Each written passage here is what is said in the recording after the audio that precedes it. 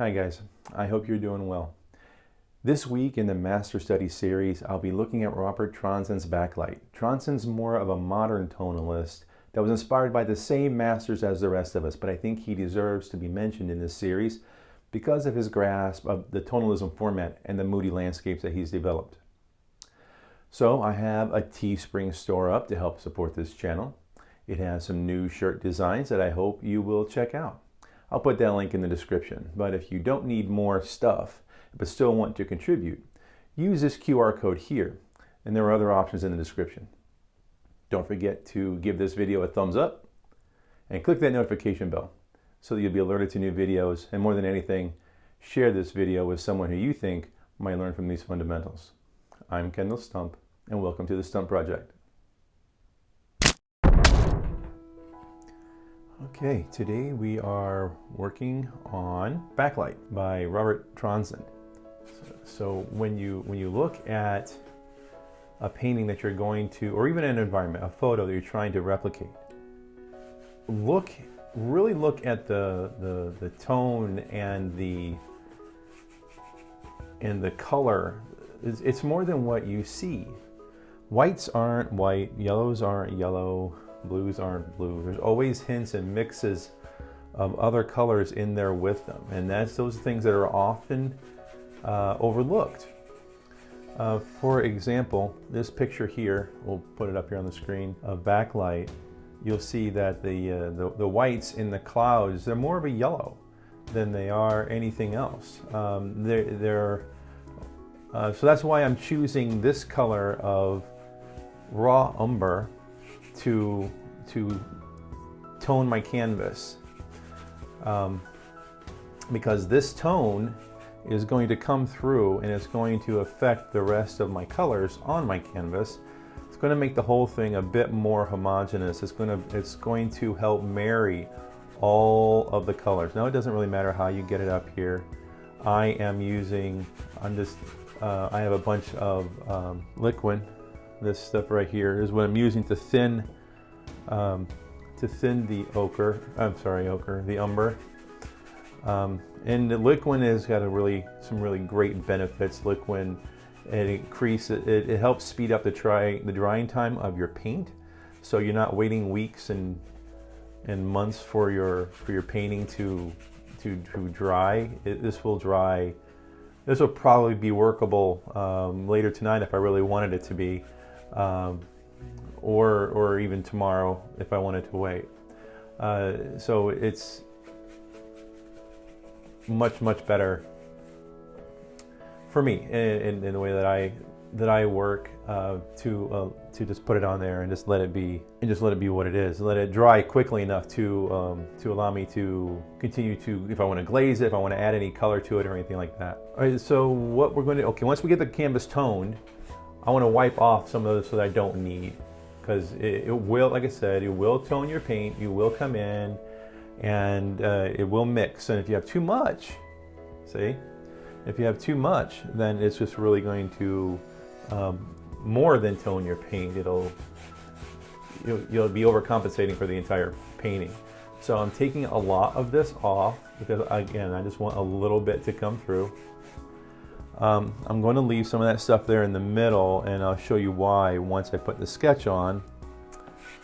But I am just taking care on coming into some of the areas that I know are going to be lighter.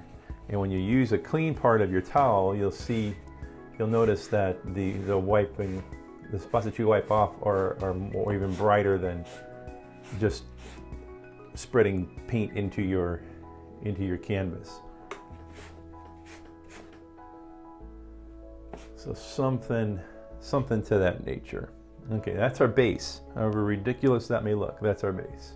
And the nice thing is, it's got liquid already mixed up into that. So I'll put a layer of liquid down. That's just help everything dry faster. Well, this umber already has the liquid in it, so that's really helping me a lot here. So when we're putting this painting together, Trondsen didn't necessarily keep with the rule of thirds. He put his horizon line way down here at the bottom. It's way down here.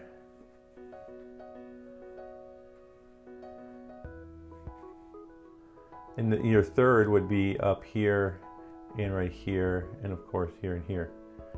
And he didn't necessarily adhere to that, and you don't have to. It's the rule of thirds is for balance in your painting. It's to help you as an artist kind of guide your eye and figure out how you want to lead people, how do you want to tell your story.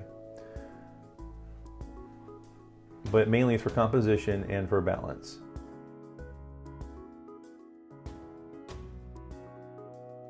So this makes it a little bit of a challenge to lay things out compositionally because he didn't use that. Oh, and this is just, it's a Winsor Newton round.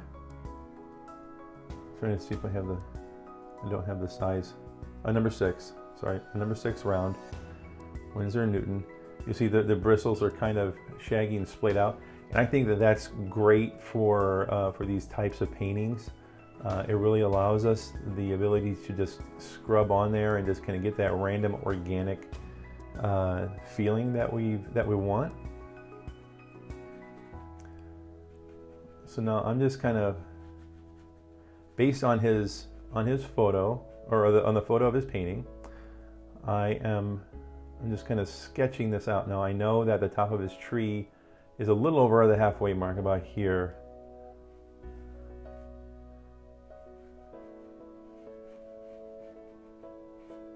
And there's a certain, when you're doing a master painting, you're not necessarily trying to copy it exact, but there are certain defining features that you probably want to try to capture and emulate.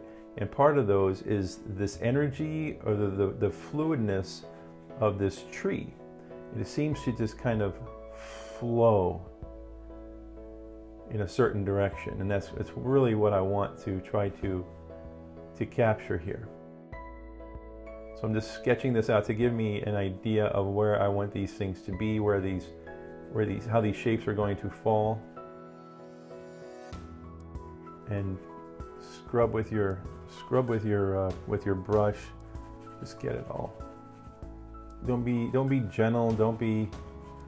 It's not what brushes are there. The brushes are there. They're a tool. They're an extension of your arm to give you the effect that you desire. I mean, that's it. If you're gonna just treat every brush so daintily, you're not going to get the effect that you want. Painting, in a lot of times, is it's about emotion, or it should be about emotion. It's not about just trying to copy a photograph. If that's the case, you just take the photograph and be done with it. There's more to art. Be free, be loose. For the most part, this is his painting. For the most part. Obviously, we will do more to it. But, I mean, as far as sketches go, layouts go, this is pretty much it. And I don't know if I would call this, I wouldn't necessarily call this a notan. A notan is, it's a study of light and dark. It's a study of shadow and no shadow. Anywhere that there is light, it would be white, and anywhere that it would be any kind of shadow, it would be black or a color. That's not necessarily what this is. It's more of a silhouette and more of a capture of what is going on in the painting itself. As I look at this picture, it really feels. I'm going to start from the top down. It really feels like it's just white mixing with some raw umber to kind of get that creamy tan.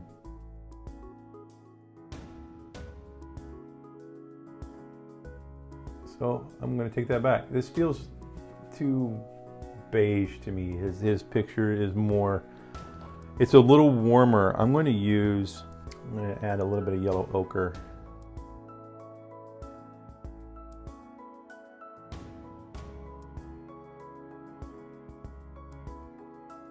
And I don't have my paint all juiced up this week. I've been using these paints from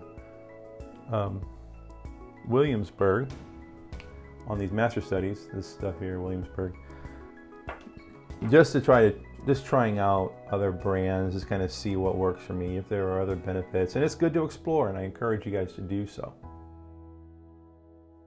And the makeup of this paint is a little bit different from the Winsor & Newton that I was using before. Winsor & Newton is a lot drier, a lot heavier paint. This stuff is not. So I was because I would take my Winsor & Newton and I would thin it down right away. This stuff you don't have to. It's pretty soft right out of the tube.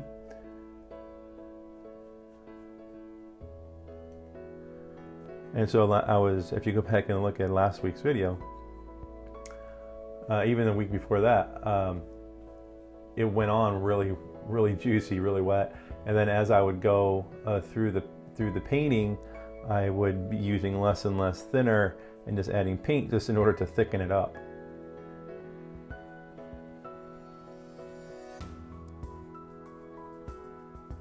Now there's many ways. Putting this sky layer in is going to take me a little while, so I'll probably end up speeding up this video a little bit. But there are many ways you can put paint on in your painting. You can use a palette knife and just trowel it on if you so prefer. I'm using a smaller brush in this case. What I don't want to see happen, and what I would be afraid that would happen if I put it on a palette knife, I don't want the paint to go on too uniformly. So I don't want blocks of solid color, uniform color. This is a sky after all. What I want to see happen is just look like a sky. I want it to have a little bit of organicness in that color. Tonalist paintings are often moody and are often overcast. And if you look at a cloud or the sky in an overcast day, you'll see that it's not just like one solid gray or brown or whatever color your overcast happens to be. There's plenty of variance in hues in that. So take some time and observe nature and what it is that you would like to replicate on canvas or be inspired by on canvas.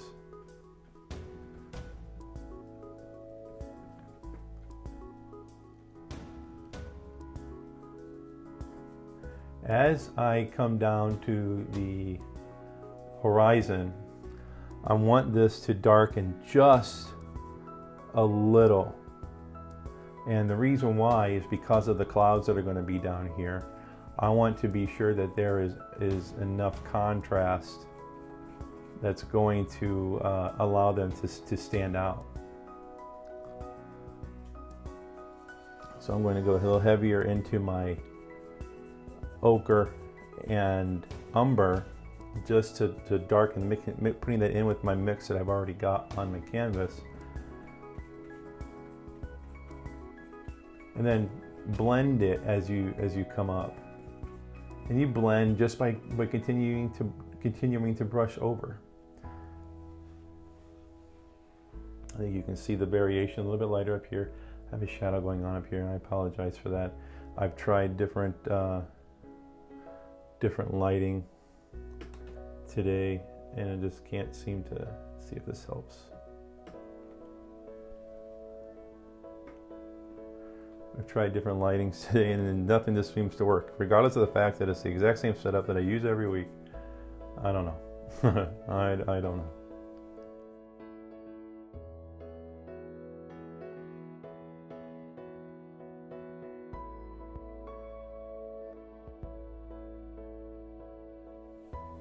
And it's okay. I want you to paint right over top of this sketch right there at the edges. It's when you paint the actual tree in, you're going to go over top of this. And part of what Trondsen's did was create that etherealness, where the back part of the edges of the tree were kind of misty or glowy, or so I want to try to capture that and emulate that a little bit. So we're just going to go over edges of the trees here. If you get too much of the dark paint on your brush, wipe it off, but you can get a little too carried away.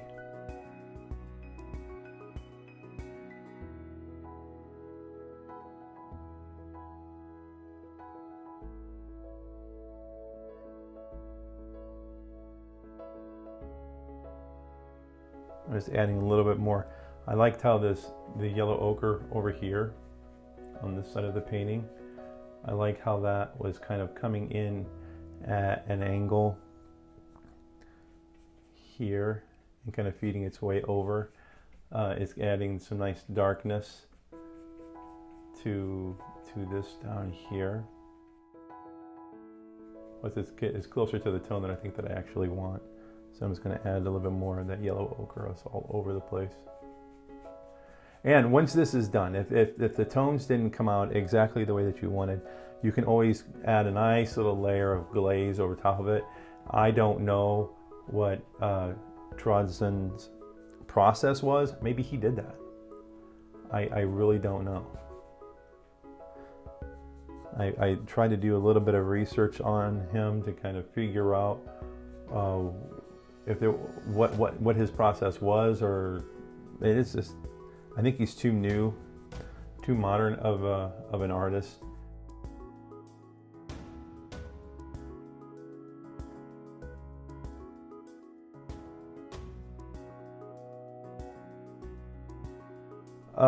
Something else I want to mention, I want to thank you. I've received a lot of support from you, and some of you have reached out and to help support this channel, and I want you to know it is very much appreciated, and I so thank you from the bottom of my heart. My family thanks you. This is a pleasure to bring this information to you. So again, if there's any information, if there's any questions that you have, if you want to know about a technique, even if I don't know it, I'm willing to look into it to kind of figure it out. I enjoy that kind of thing. So please ask, and I will do my best to figure it out and to bring you that information so that you can explore it and have a foundation to go on your own. I think that's awesome. So one of the things that I really want to do, I want to make sure that I get a good background done on this before I start going into the trees. Now I'm wiping off my round that I sketched this in with. Now normally I would probably wash this, but I'm going to keep these colors homogeneous. So I'm going to wipe it off as clean as I could without washing it. And I'm just going to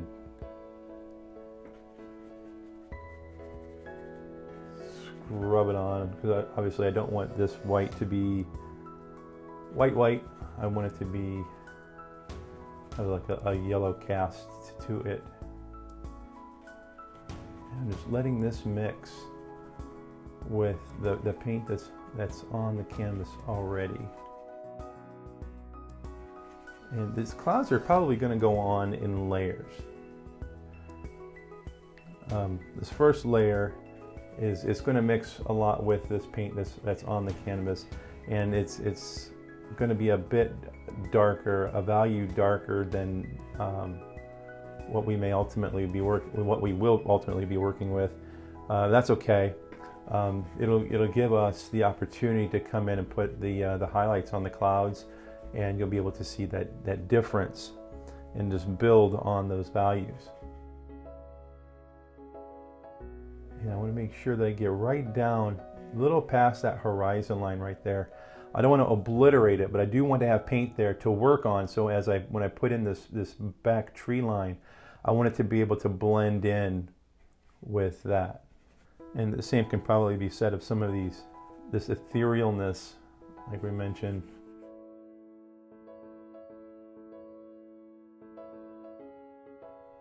And I'm not worried about the sketch that I did. The sketch is just a placeholder. It's just to give me the remembrance of where the placement of these things should be. So don't worry if you like, oh, I painted over that leaf. Don't worry about that. Just using a clean brush. I'm just going over some of this just to soften.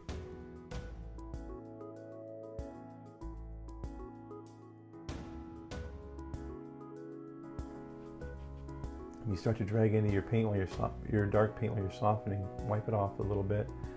Don't go crazy because it will bleed into that white or the lighter color really quick.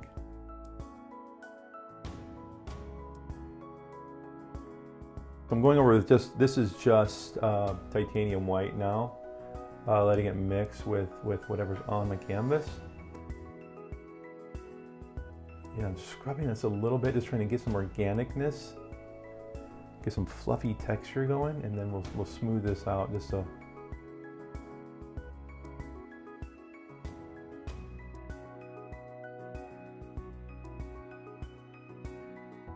Again, this isn't meant to be an exact copy. I'm studying his colors. I'm studying how the colors react based on his choices when I apply them. How would I build what he built? And that's what this, to me, that's what these studies are for. What I'm hoping to accomplish is that understanding how these paintings were built, or getting a better understanding to how these paintings were built, is only going to help me in my work. When I go back to making original paintings, it's only going to assist me in not necessarily taking the same steps, but at the very least in a better understanding of, well, this is why we tone the canvas, or this is why we use muted colors, or this is how we get the effect of more of an ethereal background. So doing these studies, it helps, it matters. And it's something I can be very impatient. Sometimes I feel like I have some form of ADHD, and my attention span just feels like it's nil sometimes. And that's part of the reason why I got into alla prima painting. Alla prima is wet on wet. It means one sitting, or the first sitting, what it'd be loosely translated to.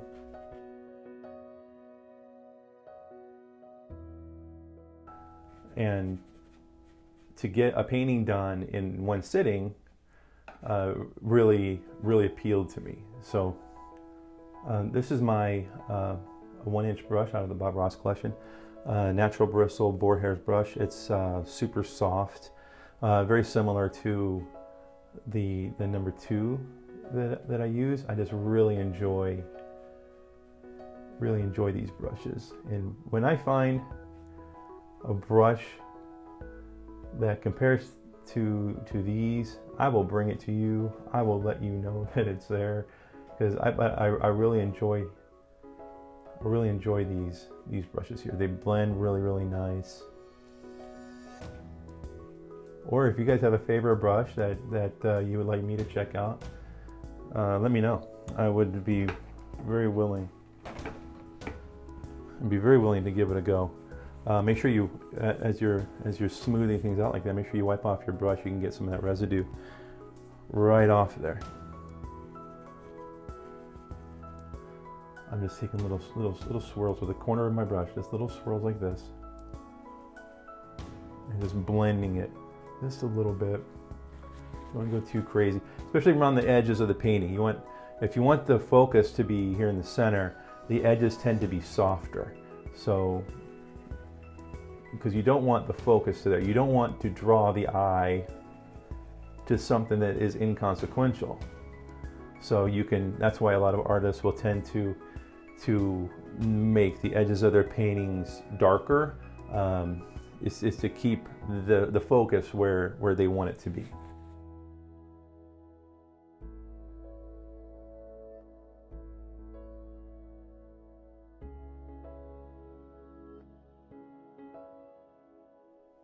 And as I come into this tree, I was going to blend a little bit more right along the edges, but I need that dark under there to help show up those highlights that's going to go on.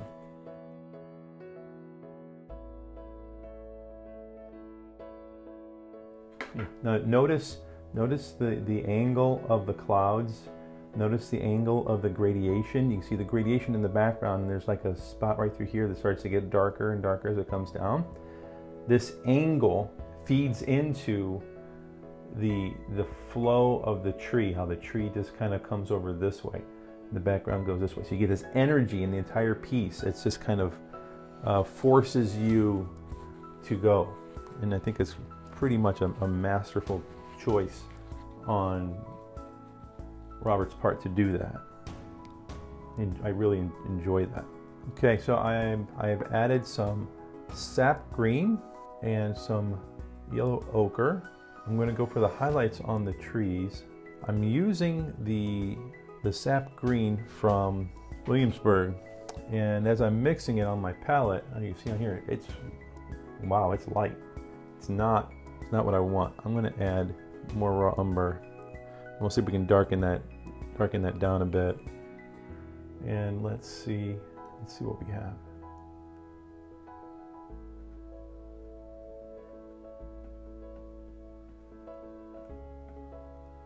Not bad. I think I want to add a little bit of alizarin crimson because it just feels like it needs to be warmed up just a smidge.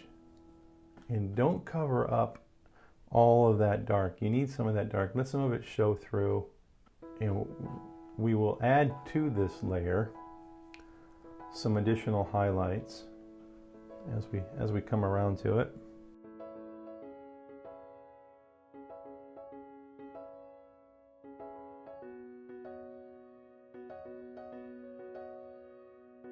What we're doing right now is just putting this base layer of change up the flavor a little bit. I'm going to add some cadmium red light instead of the alizarin crimson.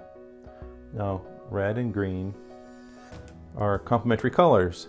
The red will mute the green a little bit. It'll gray out, take out some of its saturation. As with any of the complementary colors, that's how they will act.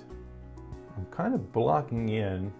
I'm just blocking in some color here, letting this color variation blend a little bit as I go from area to area. I'm paying attention right now to the greens or where the highlights are really going to be, where they're going to show up. It's kind of what I'm focusing on right now on this tree, because as it comes down, it's going to get darker. And I'm going to add a little bit of ultramarine blue to the raw umber. Now I found that raw umber and ultramarine blue make a pretty close to a black. So I'm going to take some of that green, some raw umber, and some ultramarine blue, and I want a super dark color. I'll probably even add in some of that cadmium red light just to warm it up a smidge. And what I want to create here is more of a ridge line.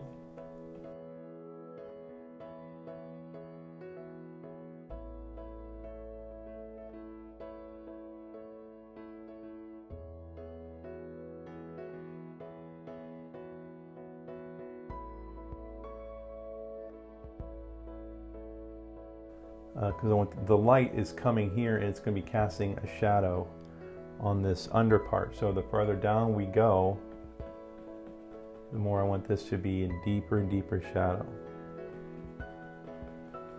Because we're going to put some additional detail in here, and we want that detail to really shine, to really show up in here. Again, I'm going to use, this is a flat natural bristle brush. You can get it's an Artist Loft brush. You can get it from Michael's or any art supply store. And I am going to just push this up into the white paint that's there. And I'm creating that tree line that's way off in the distance. I actually think I want to lighten this up just a little bit.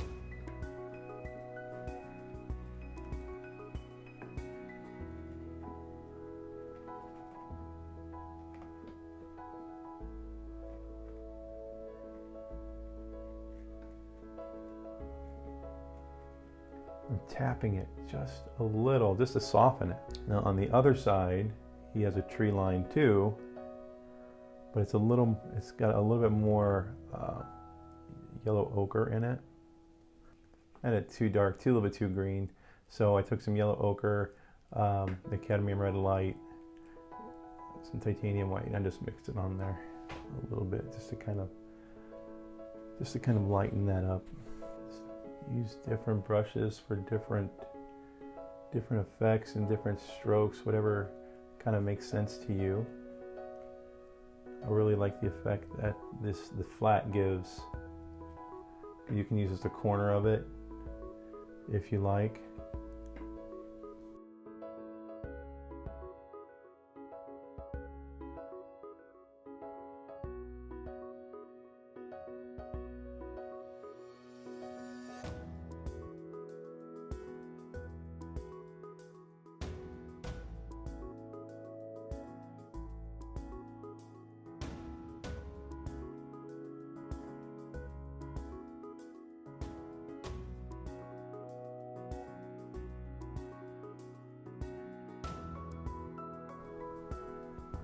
Now, before we get too much farther, put in a little bit of that detail. So I'm going to try a little something different. I'm going to use a cotton swab.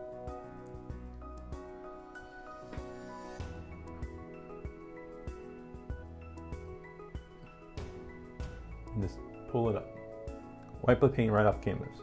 Then you see you've got a little mess on there. Just turn your swab, get a clean spot.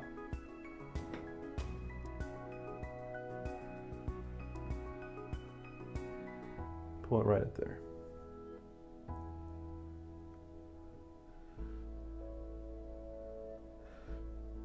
The cleaner the spot, the more bold the stroke. If you wanted to do things that are further back, it's okay to just use the same swab, the same area, because you won't be moving. Well, you'll be moving paint, but you're replacing it with paint that's on your swab. So, which is going to give you the feeling of depth.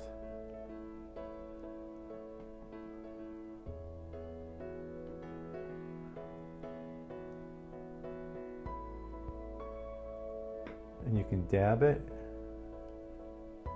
remove a little bit of paint. It's going to give you some highlights. Again, you can't use it continuously because you see it just becomes you lose the effect of it. But you can switch and you can come in here and do it again.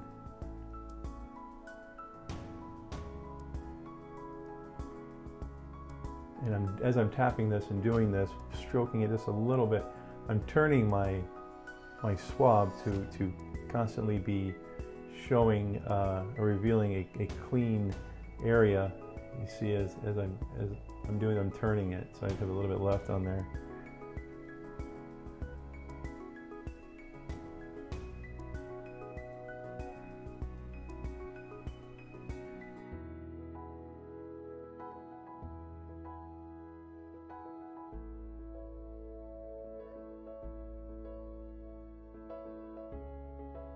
In some cases, when you're working on a bigger painting, you can just use a paper towel. you can just go in here and just touch and just remove some paint with a paper towel and get some really nice effects.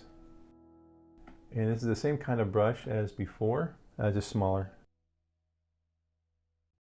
And I'm paying attention to the form. Think of this in geometry.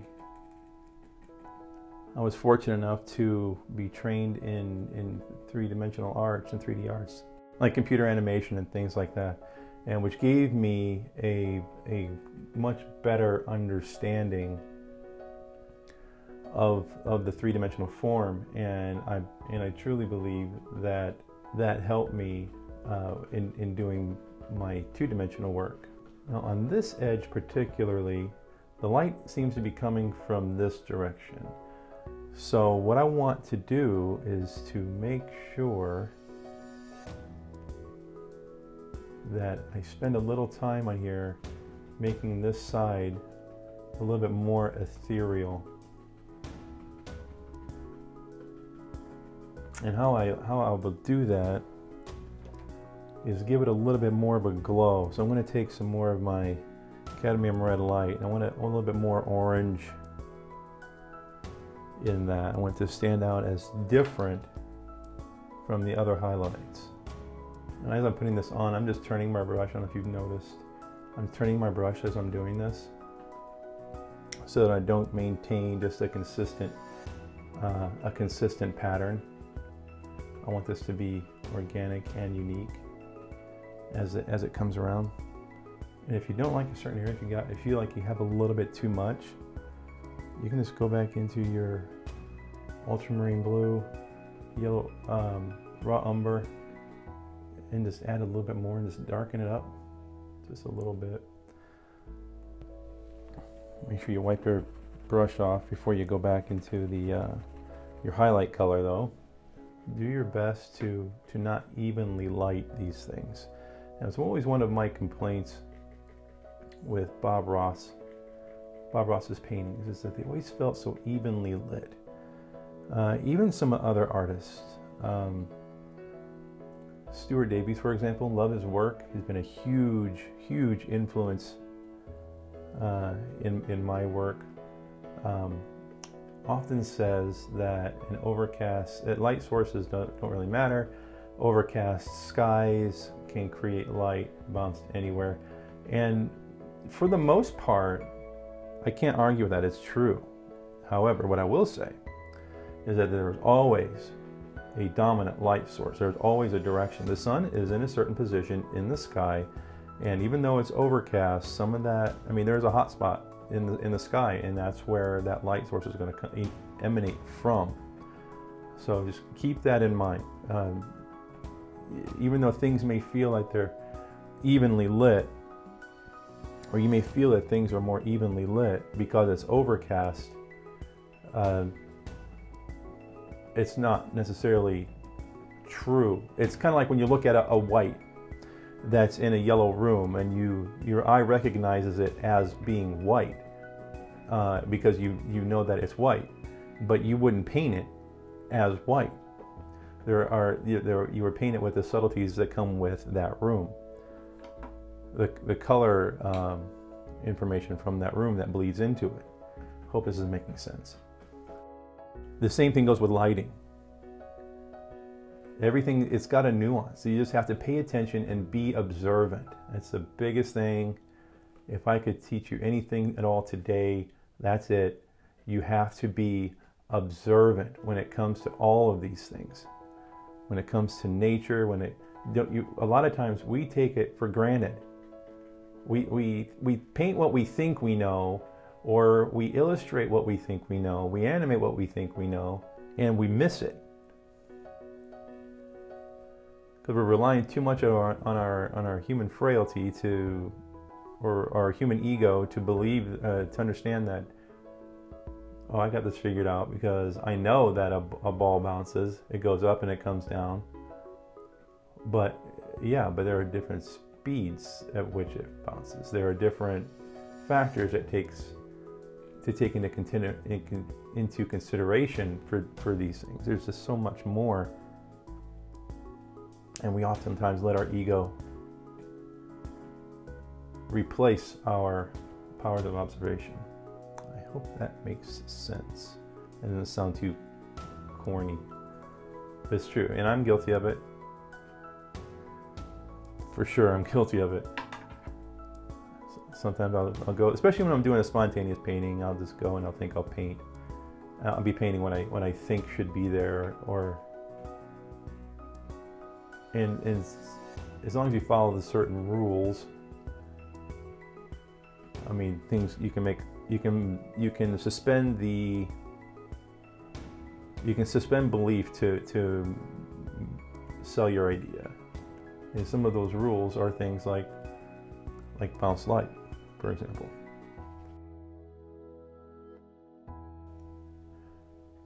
And we're going to find where those breaks are. There might be one here. And I'm just going to put it in. Break right there. Break down there. A couple breaks. Okay, now you may have a problem getting the paint to stick. You thin it down a little bit. A thin paint will stick to a thick paint every time. So I'm just using the same colors that we use for the background, for the sky. I'm just using that, thinning it down a little bit.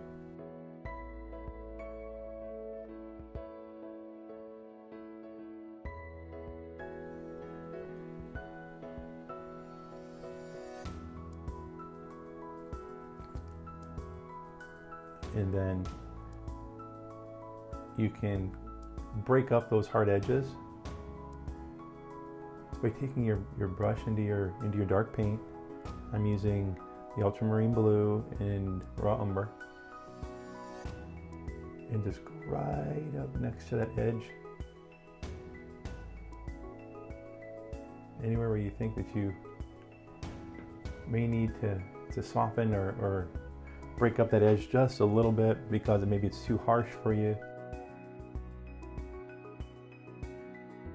And I'm just really just smashing my bristles straight down onto my palette, and you can see it just kind of splays them out a little bit. It's going to give me an opportunity to just continue to use that organic look. This is one of those times where I may go back in after it's done and glaze, and you put a warm hue like right over top of that tree right there.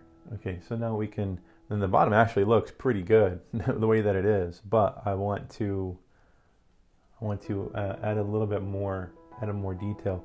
So I'm just loading up my 1-inch brush, and I'm going to just use the bristle. I'm going to push it right up against the canvas, and you can see that right here.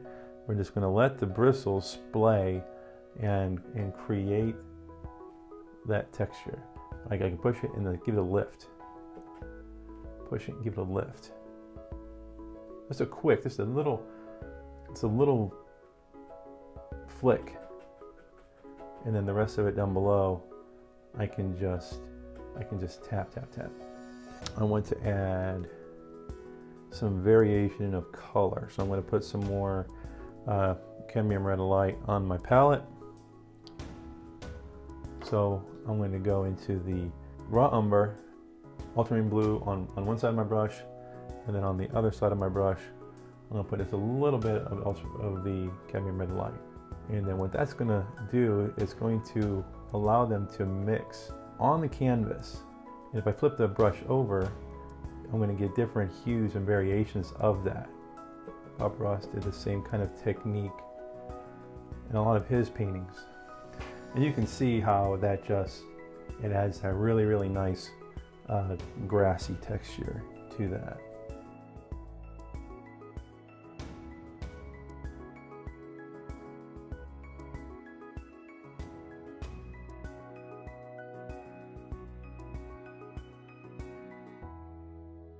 I'm going to take a cotton swab here because I just want to add some highlights to this path here.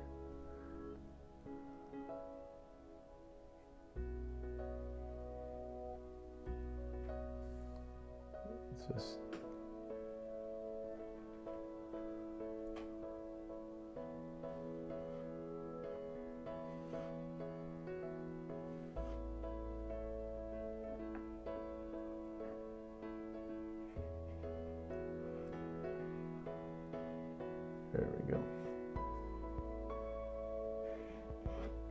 Thinner line.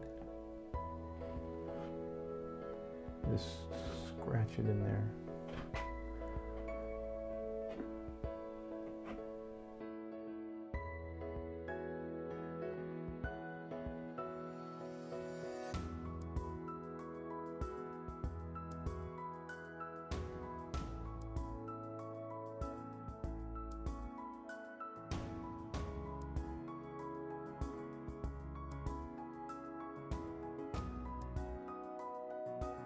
And then, like I said, I don't want that to be too light over here because as things get closer to the edge of the painting, artists tend to keep them darker to keep the focus inside the painting itself.